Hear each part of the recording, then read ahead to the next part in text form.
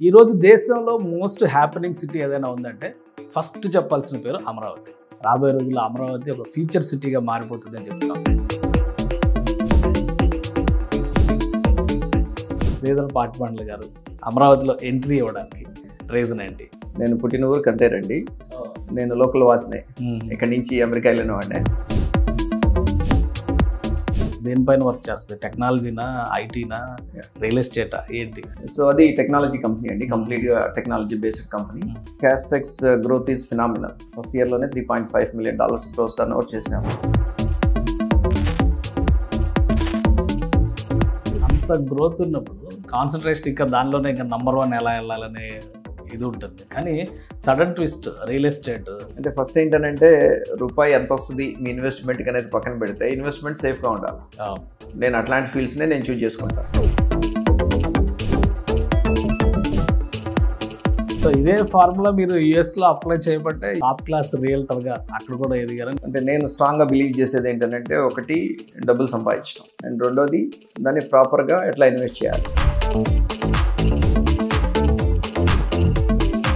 అంటే మీకున్న ఎక్స్పీరియన్స్తో యుఎస్లో చేసిన ఎక్స్పెరిమెంట్స్తో ఇక్కడ ఏమైనా బంపర్ ఆఫర్స్? వరల్డ్ ఇండియానే, and all businesses, all countries are looking after India right now. India's growth is really good right now. అమెరికాలో మీరు యావరేజ్గా ఒక 10-15 వేల ఎకరాలు హ్యాండిల్ చేసి ఉంటారా? 11,000 టోటల్. నేను కొన్నది 11,000 acres. 8,000 acres హ్యూస్టన్లో కొన్నాను. ఏ ముహూర్తాన్ని పెట్టామో ఎందుకో ఆ థాట్ వచ్చిందో, బట్ టేక్ ఆఫ్ మాత్రము చాలా బాగున్నది కంపెనీ.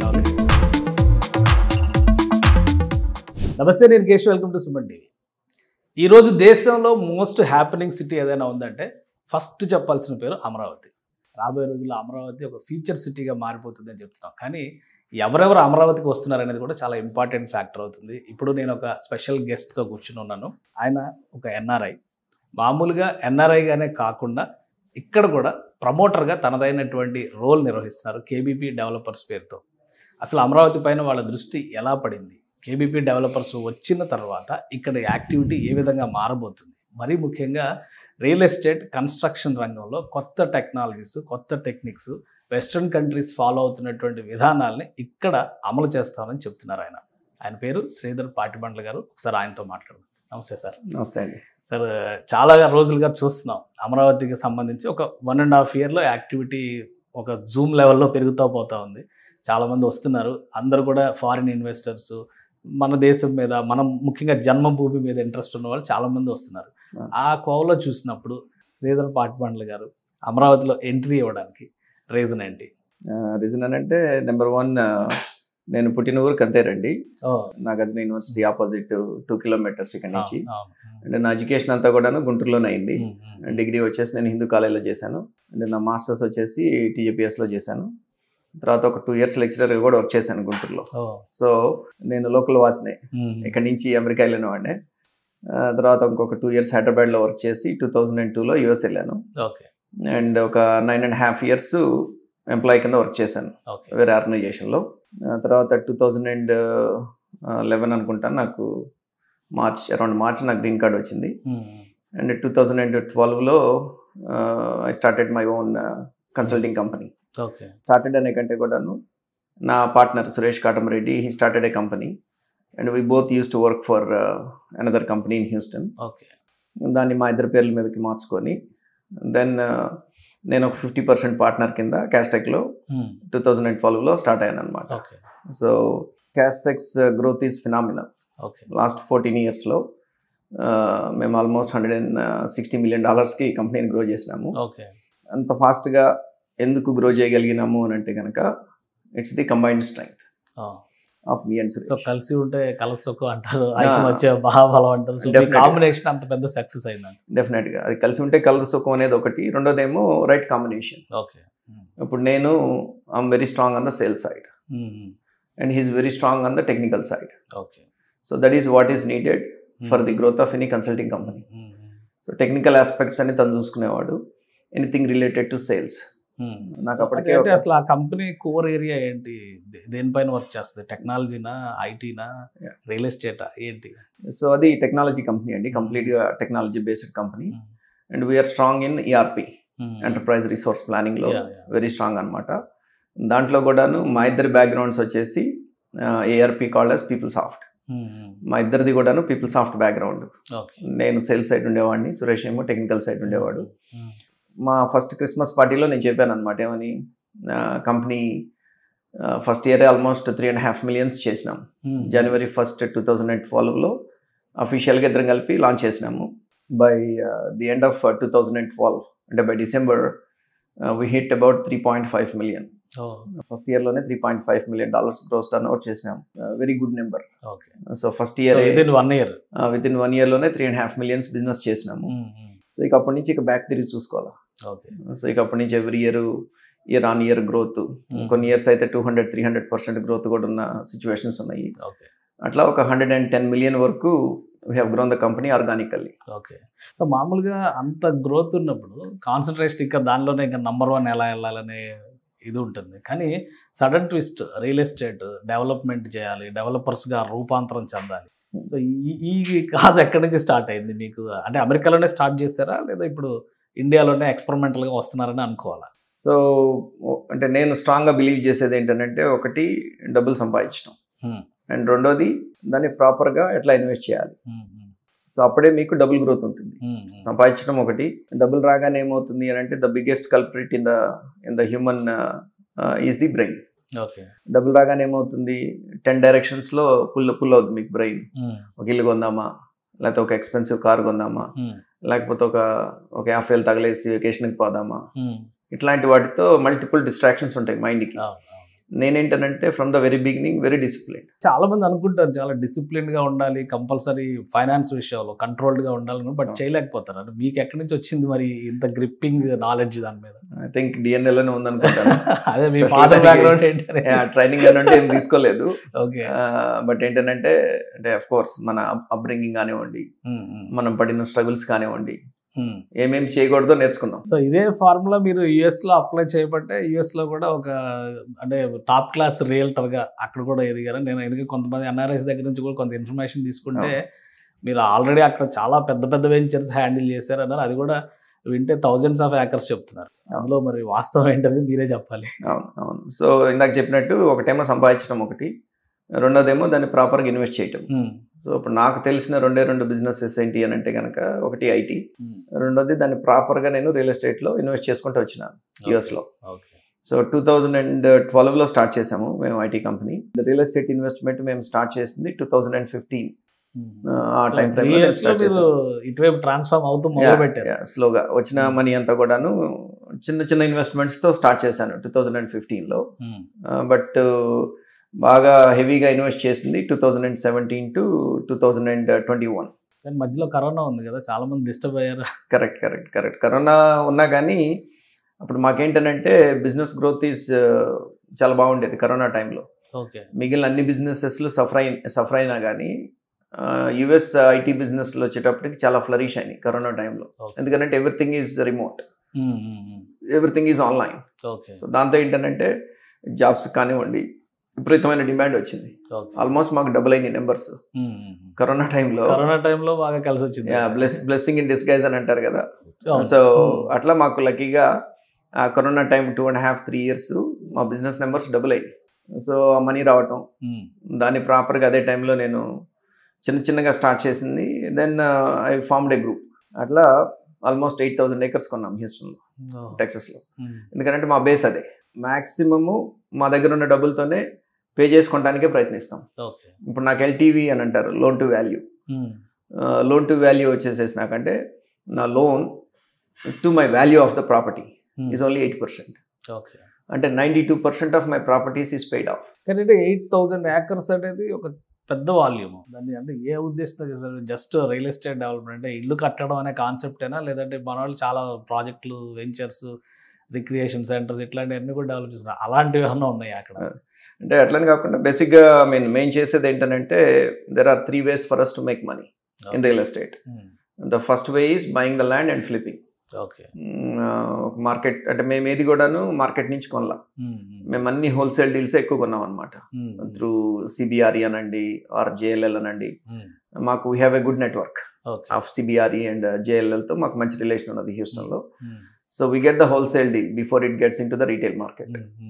సో మా దగ్గర డబ్బులు ఉంటే కనుక మేము హోల్సేల్ డీల్లోనే కొనేస్తాం అనమాట. సో మాకేంటనంటే మీట్ ఉన్న డీల్సే కొంటాం, మీట్ లేని డీల్స్ కొనం. మీట్ లేని డీల్స్ అని అంటే సపోజ్ అక్కడ అదే ఒక ల్యాండ్ పార్సిల్ లాస్ట్ 1-2 yearsలో ఒక 4 సార్లు ట్రాన్సాక్ట్ అయింది అనుకోండి. అంటే ఫస్ట్ నేను ఒక రేటు కొన్నాను, ఇంకొకళ్ళు వచ్చి ఇంకో రేటుకి కొన్నారు, ఇంకొకళ్ళు వచ్చి ఇంకో రేటుకి కొన్నారు, అంటే ఒక 2 yearsలోనే 4 చేతులు మారింది. దాంట్లో మీట్ ఉండదు, ఎందుకంటే everybody is taking there profits. నాకేంటంటే ఆల్వేస్ ఫస్ట్ హ్యాండ్ బయర్ అవటమే నాకు ఇష్టం. That is where you have the meet in the deal. మన అమెరికాలో మీరు యావరేజ్గా ఒక 10-15 వేల ఎకరాలు హ్యాండిల్ చేసి ఉంటారా? 11,000 టోటల్. నేను కొన్నది 11,000 acres. 8,000 acres హ్యూస్టన్లో కొన్నాను, అండ్ ఒక 3,000 acres ఆస్టిన్లో ఉంది. సో రెండు కూడాను ఈ మాస్టర్ ప్లాంట్ కమ్యూనిటీస్ డెవలప్ చేయడానికే. అన్ని వేల ఎకరాలు హ్యాండిల్ చేసి ఇప్పుడు అమరావతిలో కేబీపీ డెవలపర్స్ అంటున్నారు. ఏంటి కేబీపీ డెవలపర్స్ ఆవిర్భావం వెనక ఉన్న స్టోరీ ఏంటి? అమరావతిలో అడుగు పెట్టాలనుకోవడానికి రీజన్ ఏంటి? అంటే బేసిక్గా అక్కడున్న పార్ట్నర్స్ 4 ముగ్గురం కలిపి కేబీపీ పెట్టాము. సో కే అంటేనేమో సురేష్, నా పార్ట్నర్ సురేష్ కాటంరెడ్డి. బి అంటేనేమో రాంబాబా, పి అంటేనేమో నేను శ్రీధర్ పాటిమండల. ముగ్గురం కలిపి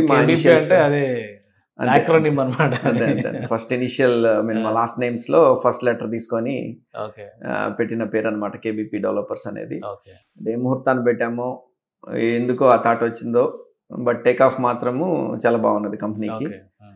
అండ్ మీరు అడిగిన క్వశ్చన్ అమెరికా నుంచి ఇక్కడికి ఎందుకు వచ్చారు, credit goes to my daughter. నాది కాదు ఇక్కడ స్టార్ట్ చేయడానికి.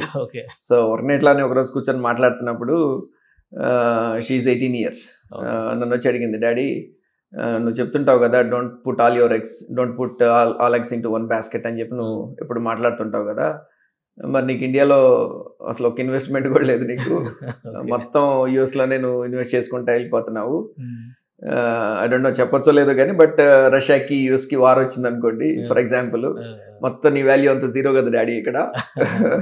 సో మొత్తం ఎందుకు ఇక్కడ పెడుతున్నావు, నువ్వు వేరే ఎక్కడ కూడా నువ్వు ఇన్వెస్ట్ చేయట్లేదు అని చెప్పిన అనేటప్పటికీ నేను అనుకున్నాను, నాకు ఆల్మోస్ట్ ఇప్పుడు 50 years, ఇప్పుడు అరే దీనికి 18 years, ఇది మంచి క్వశ్చన్ అడిగింది, నేను ఎందుకు ఆలోచించలేదు, నేనే బిజినెస్ మ్యాన్ అయ్యి ఉండి నేను ఇప్పుడు కూడా ఇట్లా ఆలోచించలేదు. Then I change it my mind little bit.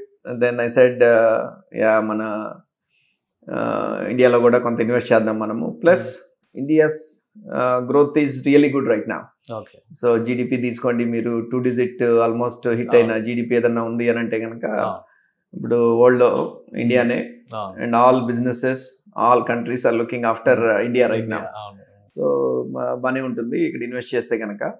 అంటే ఫస్ట్ ఏంటనంటే రూపాయి ఎంత వస్తుంది మీ ఇన్వెస్ట్మెంట్కి అనేది పక్కన పెడితే ఇన్వెస్ట్మెంట్ సేఫ్గా ఉండాలి. నేను అట్లాంటి ఫీల్డ్స్నే నేను చూజ్ చేసుకుంటా. అంటే ఓల్డ్ సేయింగ్ ఉన్నది కదా, ల్యాండ్ మీద పెడితే ఎప్పుడు డబ్బులు బావని పోతాయి. ఎప్పుడు నేను చెప్పినట్టు 3-4 సార్లు ట్రాన్సాక్ట్ అయిన ప్రాపర్టీని మీరు కొంటే కనుక దెబ్బతింటారు. అట్లా కాకుండా మీరు ఫస్ట్ హ్యాండ్ మీరు కొనుక్కొని నెగోషియేట్ చేసుకొని మీ దగ్గర హోల్డింగ్ పవర్ ఉంటే, హోల్డింగ్ పవర్ లేకపోతేనే దెబ్బతింటారు రియల్ ఎస్టేట్లో.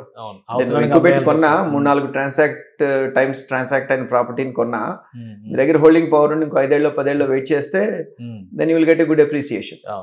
అట్లా కాకుండా మీరు లోన్ తీసుకొచ్చుకొని లేకపోతే అప్పులు తీసుకొచ్చుకొని మళ్ళీ మార్కెట్ కరెక్షన్ వచ్చి వాల్యూ డౌన్ అయింది అనుకోండి, అప్పుడు ఇంట్రెస్ట్లు కట్టడానికి లేకపోతే మీ ప్రెజర్ చాలా ఎక్కువ ఉంటుంది. అప్పుడేమో వాళ్ళ రూపాయి ప్రాపర్టీని మళ్ళీ మీరు 100 రూపాయకో 1/4 70 పైసలకు అమ్ముకోవాలి. That's where you go wrong. అంటే ఇక్కడ రియల్ ఎస్టేట్ కూడా చాలా డల్ గా ఉంది, ఒక ఫ్రీజ్డ్ మోడ్ లో ఉంది. కూటమి గవర్నమెంట్ వచ్చిన తర్వాత కూడా ఎవరు పెద్దగా ఇన్వెస్ట్మెంట్ పెట్టట్లేదు. ఇటువంటి చర్చలు బాగా జరుగుతున్నాయి. సో అలాంటి టైంలో మరి మీరు సాహసం చేసినట్టుగానే అనుకోవచ్చు దీన్ని. నాకైతే బ్రహ్మాండంగా ఉంది. అవునా? ఎందుకంటే మెయిన్ బిజినెస్లో కావాల్సింది ఏంటంటే కేశవ్ గారు, ఒక మనిషి మీద ట్రస్ట్. దట్టు ఎవరైతే రన్ చేస్తున్నారో వాడి మీద ట్రస్ట్ కావాలి ముందు. జనరల్గా రియల్ ఎస్టేట్ బిజినెస్ ఎట్లా రన్ అవుతుంది అని అంటే, ఎస్పెషల్లీ నేను చేసే దాంట్లో ఒక బస్కి లేకపోతే ఒక కార్కి ఒక 4 చక్రాలు ఉన్నట్టు, లేకపోతే ఒక ఇల్లు కట్టాలి అని 4 పిల్లర్స్ ఉన్నట్టు, మా దాంట్లో కూడా 4 ఉంటారు. డబ్బులు పెట్టేవాళ్ళం, డెవలపర్స్ అనుకోండి. రెండోది కొనుక్కునే కస్టమరు. ఓకే, మూడోది వచ్చేసేసి ఏజెంట్స్. మనకి ఇక్కడ దాదాపుగా కేబీపీలో ఇప్పుడు 1000 ఏజెంట్స్ ఉన్నారు ఈ రోజున. దగ్గరగా మనకి విత్ ఇన్ నో టైం, అంటే 3 months పీరియడ్లోనే దాదాపుగా మనకు ఒక 1000 ఏజెంట్స్ని మనం వీఆర్ ఏబుల్ టు రిక్రూట్. అంటే హైదరాబాద్ మార్కెట్ డిఫరెంట్గా వర్కౌట్ అవుతుంది, బెంగళూరు మార్కెట్ డిఫరెంట్గా వర్కౌట్ అవుతుంది, అండ్ ఇక్కడ మన local market Amaravati market or Guntur Krishna district market డిఫరెంట్గా వర్కౌట్ అవుతుంది. అక్కడ మీరు డిజిటల్ మార్కెటింగ్ చేసుకోవచ్చు. నాది ఐటీ బ్యాక్గ్రౌండ్, హైదరాబాద్లోను బెంగళూరులోను డిజిటల్ మార్కెటింగ్ వర్కౌట్ అవుతుంది. కస్టమర్ని మీరు డైరెక్ట్ పట్టుకోవచ్చు, డైరెక్ట్గా మీరు డిజిటల్ మార్కెటింగ్ చేసి తెచ్చుకోవచ్చు. బట్ ఇక్కడ కంప్లీట్ ఏజెంట్ మార్కెట్. ఏజెంట్స్ని కాదని, సో డైరెక్ట్ కాంటాక్ట్స్ ఉంటేనే వర్కౌట్ అయ్యే అవకాశాలు ఎక్కువ ఉంటాయి. అంటే ఏజెంట్స్తో వాళ్ళ కస్టమర్స్కి, అంటే ఇప్పుడు 4 ఎవరని అంటే ఒకళ్ళు రైతులండి అమ్మేవాళ్ళు, ఒకళ్ళు నేను కొనేవాడిని, తర్వాత ఏజెంట్స్, అండ్ 4 వాళ్ళు కస్టమర్స్. ఇదే 4 చక్రాలు బిజినెస్కి. లేదా ఇల్లు కట్టడానికి 4 పిల్లర్స్ అన్నట్టు రియల్ ఎస్టేట్లో ఉండేది 4 ఎప్పుడైనా కానీ బిజినెస్ మొత్తం 4 చుట్టూనే తిరుగుతూ ఉంటుంది. అంటే మీకున్న ఎక్స్పీరియన్స్తో, యుఎస్లో చేసిన ఎక్స్పెరిమెంట్స్తో ఇక్కడ ఏమైనా బంపర్ ఆఫర్స్ లేదా ఇంకా ఇక్కడ ఎవరు ఊహించినటువంటి ఫెసిలిటేషన్, ఎమ్యూనిటీస్ ఇట్లాంటివి ఏమైనా ఇచ్చారా? అందుకనే మీరు సక్సెస్ అయ్యారని అనుకోవచ్చా? అంటే ఆఫర్స్ అట్లని కాదులే కానీ, బట్ చేంజింగ్ ది ల్యాండ్స్కేప్. ఇక్కడ కొంత ల్యాండ్స్కేప్ని నేను చేంజ్ చేస్తున్నాను ఇక్కడ డెఫినెట్గాను. ఎట్లా ల్యాండ్స్కేప్ని చేంజ్ చేస్తున్నాను అని అంటే కనుక నేను in terms of the amenities. ఇప్పుడు నేను చాలా ప్రాజెక్ట్స్ నేను చూశాను, చాలా ప్లాటింగ్ సరౌండింగ్ లో అయినాయి, కంప్లీట్ అయినాయి, లేకపోతే ప్రాసెస్లో ఉన్నాయి ఆన్ గోయింగ్ ప్రాజెక్ట్స్, అవన్నీ కూడాను చాలా ప్రాజెక్ట్స్ నేను చెక్ చేశాను. But I wanted to do something different. Number 1 ఏంటంటే మెజారిటీ ఆఫ్ ద ప్రాజెక్ట్ ఒక 10 acres, 15 acres, 20 acres.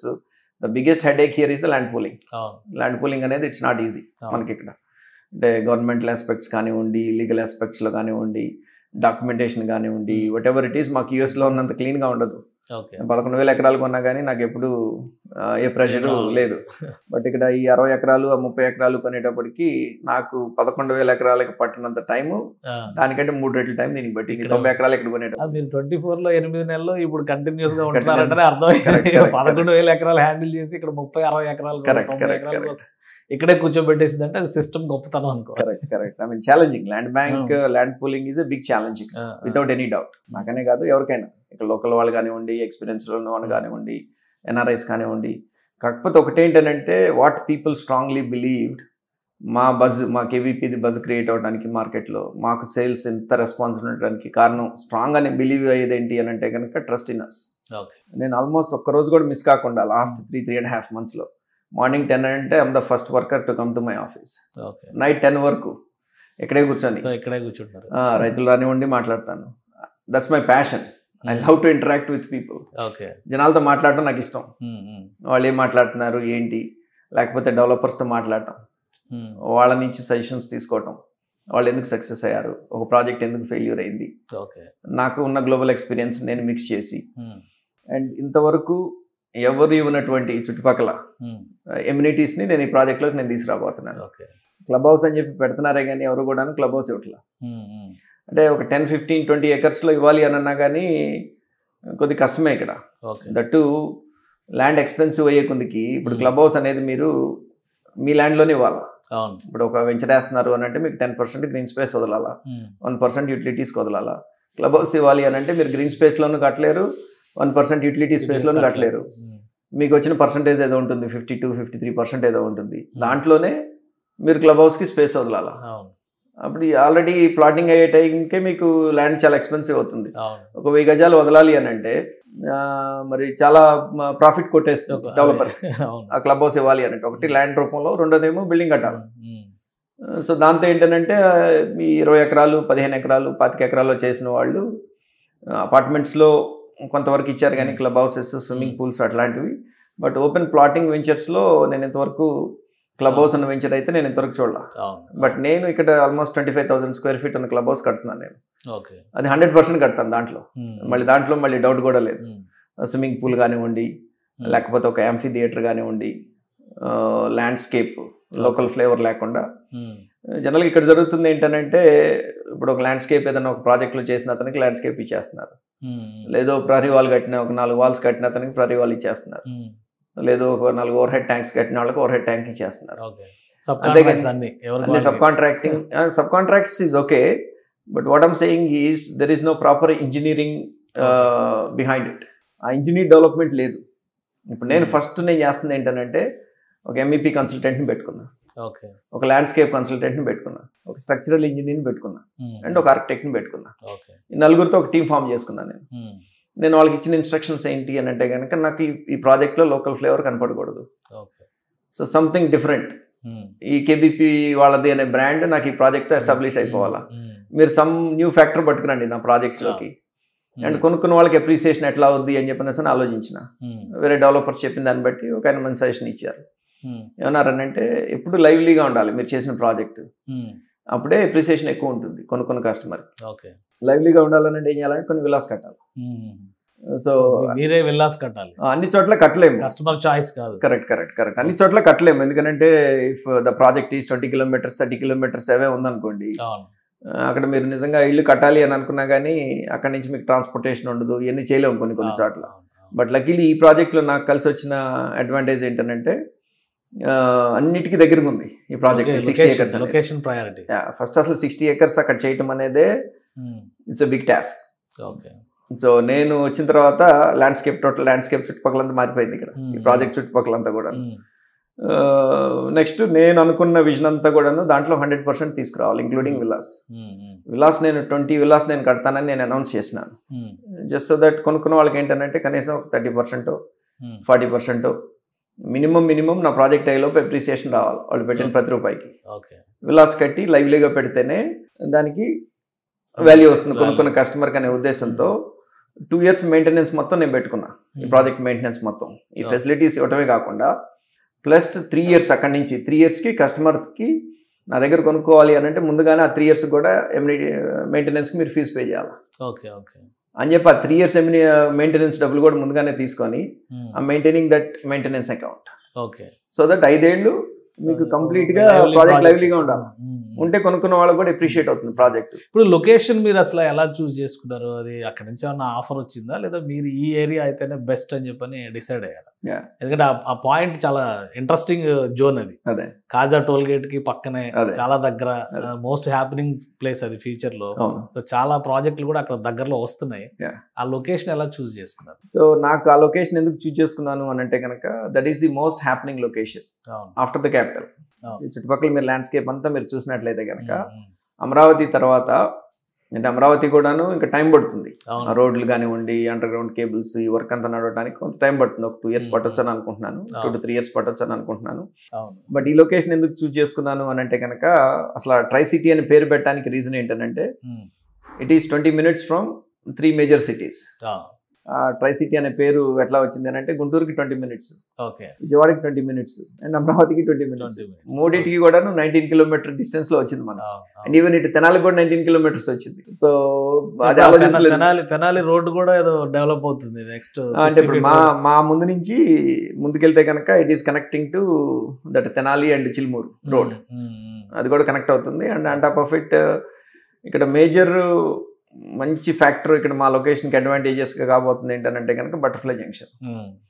So all roads are leading to that butterfly junction. National highway works కూడా start అయిపోయింది already. ఇప్పుడు diversion start చేశాడు, butterfly junction start అయిపోయింది. And even west bypass కూడాను works అని అయిపోయినాయి. ఈ బటర్ఫ్లై జంక్షన్ అవగానే అది కూడా మొత్తం మీకు ఓపెన్ చేసేస్తున్నారు. And on top of it ring road ఇక్కడే కనెక్ట్ అవుతుంది, inner ring road. And outer ring road కి ఈ బటర్ఫ్లై జంక్షన్ కి కోకా రోడ్ అని ఒకటేదో 150 feet రోడ్ ఏదో బిల్డ్ చేస్తున్నారు. సో అంటే కాజా టు అదేంటది మన కోపల్లె, దాన్ని కోకా రోడ్ అని అంటున్నారంట ఇప్పుడు అందరూ. సో కాజా టు కోపెల్ల ఒక 150 feet or 200 feet రోడ్ ఏదో కనెక్షన్ ఉంది to connect the inner ring road with the outer ring road. అది కూడా మా సైడ్ నుంచి చాలా దగ్గరగా వస్తుంది. అది లేదు ఈ గోల్డ్ మర్చెంట్స్ కి దుబాయ్లో ఉన్న గోల్డ్ సూక్ లాగా ఒక 70 acres ఏదో తీసుకొని గవర్నమెంట్ జెమ్స్ పార్క్ లాగా ఏదో ప్లాన్ చేస్తున్నారు. Mangalagiri constituency most happening place. So అట్లా స్ట్రాటజిక్ గా. అండ్ అదే కాకుండా మీకు మన మయూరి టెక్ పార్క్ చూసినట్లయితే కనుక ఇప్పుడు టాటా వాళ్ళది Tata ఇన్నోవేషన్ హబ్ అని చెప్పేసి ఇన్నోవేషన్ హబ్ ఓపెన్ అయిపోయింది. బిల్డింగ్ అంతా కూడాను వాళ్ళు ఓపెన్ చేసినారు. అంటే అక్కడ ఎంప్లాయ్మెంట్ యూత్ అంతా కూడాను వాళ్ళకి కావాల్సిన ట్రైనింగ్స్ డిఫరెంట్ ట్రైనింగ్స్ అని కూడాను ఆ సెంటర్ నుంచి ఫెసిలిటేట్ చేస్తారని చెప్పిన సార్ నిన్నాను.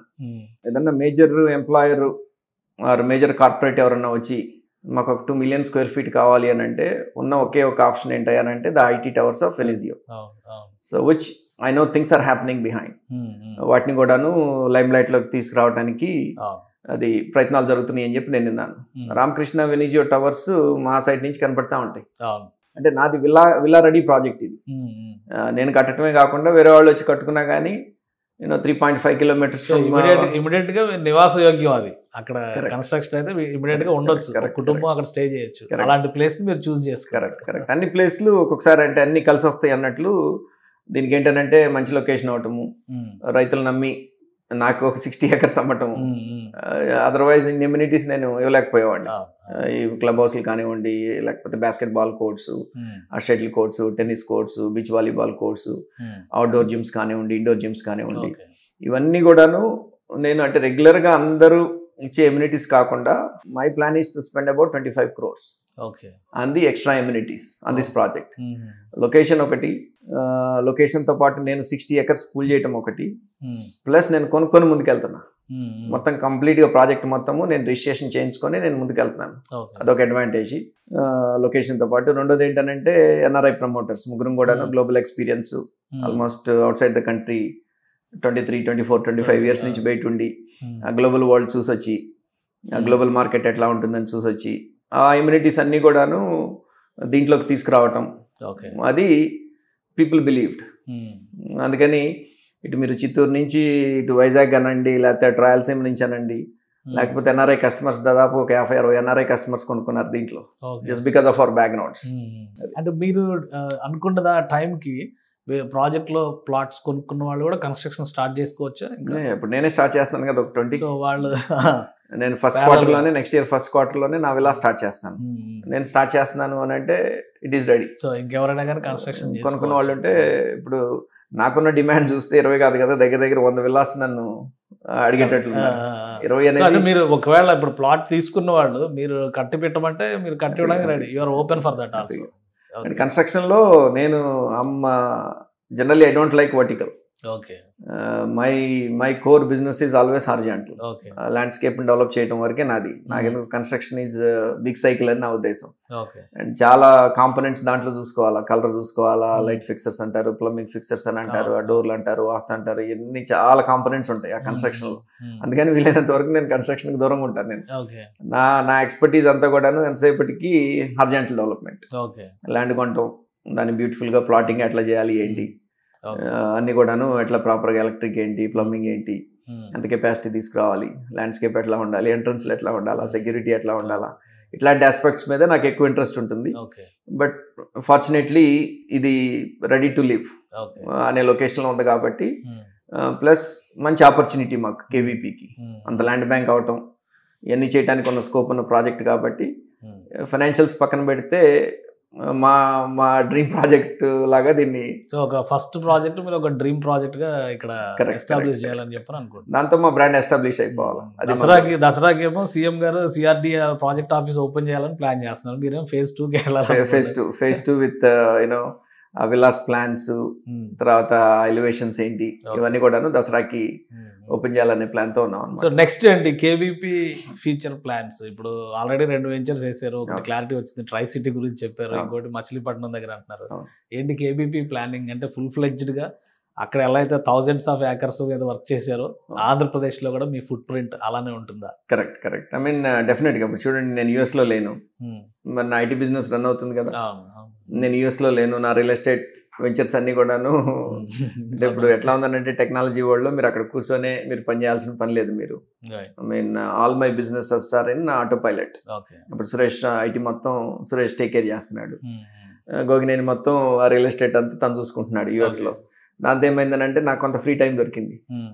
దాంతో ఏమవుతుందంటే నేను ఇక్కడ ల్యాండ్స్కేప్ నేను ఎకో సిస్టమ్ అంతా నేను ఇక్కడ బిల్డ్ చేస్తున్నాను మా పార్ట్నర్స్ అందరికి. అంటే ఒక్కొక్కళ్ళు ఒక్కొక్క దీన్ని టేకప్ చేసి ఐటీ అంతా సురేష్ టేకప్ చేస్తే అక్కడ రియల్ ఎస్టేట్ అంతా గోగి నేను చూసుకుంటే ఇక్కడ నేను ల్యాండ్స్కేప్ ఆర్ ఎకో సిస్టమ్ అంతా నేను బిల్డ్ చేస్తున్నాను ఇక్కడ.